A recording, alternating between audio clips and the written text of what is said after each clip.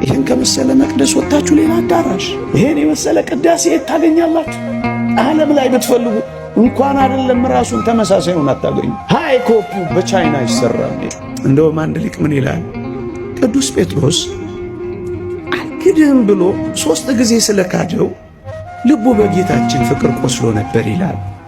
ለዚህ ነው ቅዱስ ጴጥሮስ እፍረት ስለተሰማው ፈጠን ብሎ መሄድ ያቃተው ይላል እንጂ መፍጠን አቅቶት አይደለም ይላል።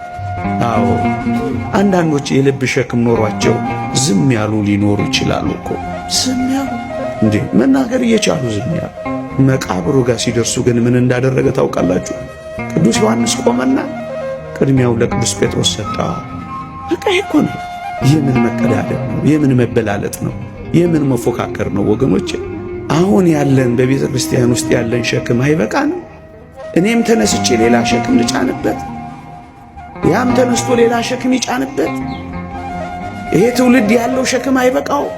ማለፍ የከበደው ሸክም አላንገዳገደው? እኔ ደግሞ ሸክም የምሆንበት?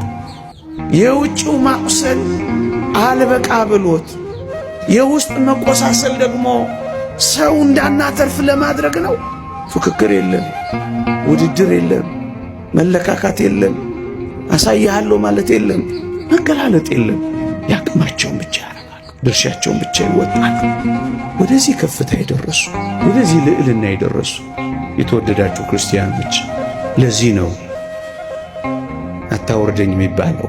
እኛንን መጣቀረት ማለት የጀመርነው፣ እኛንን በከፊል ክርስትናን የምንኖረው፣ እኛንን አስመሳዮች በቀሚሱ ውስጥ፣ በነጠላ ውስጥ፣ በስብከት ውስጥ፣ በመዝሙር ውስጥ አስመሳዮች መሰለው፣ በቆም ውስጥ፣ በአስኬማ ውስጥ አስመሳይ መሰለው እንጂ ዋናዎቹ ከጀመሩ አይመለሱም።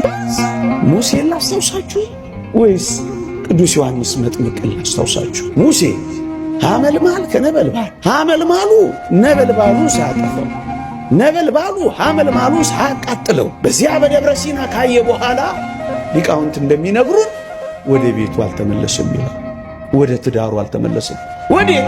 በዛው ቆርቦ የምን ወዲህ ማለት ነው። በዛው መመነን ነው እንጂ መመነን ስላችሁ ስርዓት መያዝም ማለት ደግሞ ቁርባን መመነን ያስከትላል ብላችሁ እንዳትረጉሙብኝ። በዚያው አግብቶ ሌላ መጨመር ምንድን ነው? በዚያው ሌላ ማምጣት ምንድን ነው? በዚያው ነው ሄደው አልተመለሰም። ይሄን ምስጢር ካየ በኋላ ለምን ይወርዳል? ቅዱስ ጴጥሮስም እንደዚህ ያለ ይመስላል። አታወርደኝ። ለምን ይወርዳል? ለምን ትሄዳላችሁ? የት አዳራሽ ነው የምትሄዱት? ይሄን ከመሰለ መቅደስ ወጣችሁ ሌላ አዳራሽ፣ ይሄን የመሰለ ቅዳሴ ታገኛላችሁ? ዓለም ላይ ብትፈልጉ እንኳን አይደለም ራሱን ተመሳሳዩን አታገኙ። ሃይ ኮፒው በቻይና ይሰራል። ከዚህ ጨዋነት፣ ከዚህ ጭምትነት፣ ከዚህ ትህትና፣ ከዚህ ራስን መካድ፣ ከዚህ ዝቅታ የት ትወርዳላችሁ?